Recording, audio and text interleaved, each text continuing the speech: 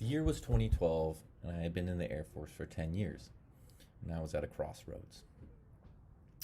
See, 10 years ago from there, I enlisted as a way to pay for college, but through the process, I had gained a true respect for service. I had become proud of the person that I was in the military and how they had shaped me. As a son of a fairly hippie mom, I was always told that I love myself and everything would be fine. But the military gave me a drive and a sense of belonging. And so much so, I accepted a job with Travis Air Force Base 5 years after I had left boot camp.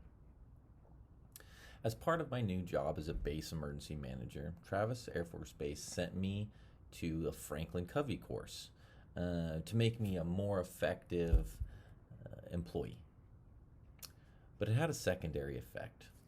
Through the process of discovering who I was and how I worked, I came to the profound conclusion that I wanted to be a commissioned officer in the military. I wanted to lead at a higher level. From that day, I decided, in large part, to dedicate every day to commissioning. And that's when my resolve started being tested. And back to 2012 in the crossroads. The first rejection that came from the Air Force was a form of a tattoo policy. As you can see, I have a lot of tattoos. And at the time, through the Air Force, I was not in tattoo policy regulation. I had done those to myself, so it was ultimately my fault. Those policies have since been rescinded, but at the time, I had to make a decision. I had to either stick with my goal of commissioning, which was at the value of what I wanted to be, and risk my career in the Air Force, or stay with where I was and be unhappy with a certain part of my life. I remember consulting my family and my friends. I remember feeling negative feelings, anger, sadness, and betrayal by the Air Force for not seeing who I really wanted to be. But in the end, I came to the conclusion that I loved myself. I wasn't ashamed of who I was, and I wanted my goals. I was willing to risk the consequences.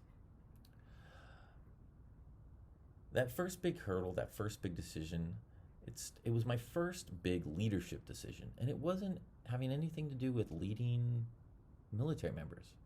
It was a commitment to myself and what I wanted to do. So I crossed the street and I walked over to the Army recruiter. The Army recruiter is in the 49th MP headquarters, and they had a more relaxed tattoo policy. They placed me in a commissioning process, but I had to find another civilian job before I could commission, before I could move over branches. I remember thinking, I'm committed. This is a roadblock, and this roadblock seemingly smaller. With a second hurdle placed right in front of me, I went straight into finding a civilian job. I found one. I was making more money. I wouldn't have made more money in my civilian job if I wouldn't have actually stuck to my goal.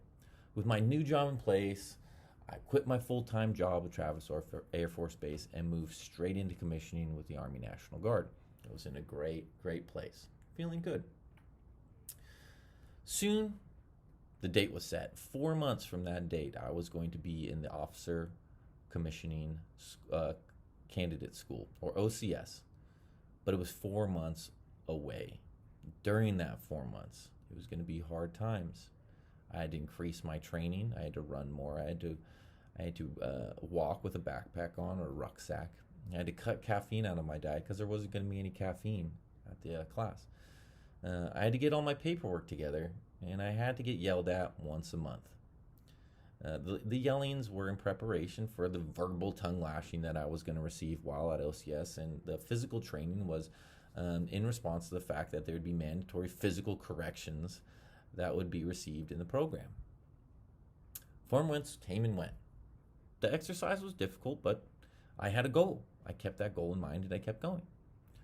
I arrived at Fort Benning, Georgia to start my OCS process.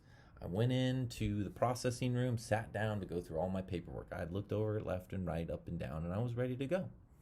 Then out of nowhere, the officer that was processing my paperwork showed me a memo requiring me to have Army boot camp, and I had only had Air Force boot camp. I was not eligible. So they said, why don't you go to Army boot camp? We'll send you there. I said, no. I was resolved. I wasn't going to go. They dragged me to another recruiter's office. A recruiter yelled at me and told me, you're never going to make it as an Army officer. It's the only way you're commissioning. So if you refuse now, you refuse. I said, send me home. There's other commissioning processes. I'm not doing this. So they sent me home.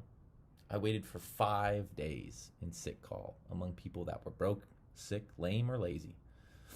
Me and those people for 5 days. And it was disheartening. I reported back to my recruiter office the day that I got there. He said I had two options. I could either go through an 18-month course where I took my commission in small chunks every month, or I could go through an 8-week accelerated, grueling course where it had a high dropout rate because it was physically demanding and not many could get it done. I chose that one. I chose to go through that. So that was 6 months away, and I started training again. And the problems were less difficult. 6 months came and went, just like the first 4 months did, and I was there. I was in South Dakota, and I started my process again. The first 6 weeks of the 8-week course breezed through. I made it through, no problems. The last 2 weeks we were on Styx lanes in the field. We took fake fire. We jumped into the bushes. I jumped into a pile of poison oak. I am very allergic to poison oak. I had to be sent to the hospital.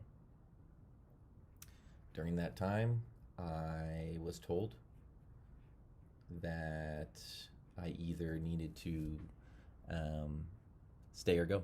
What was I going to do?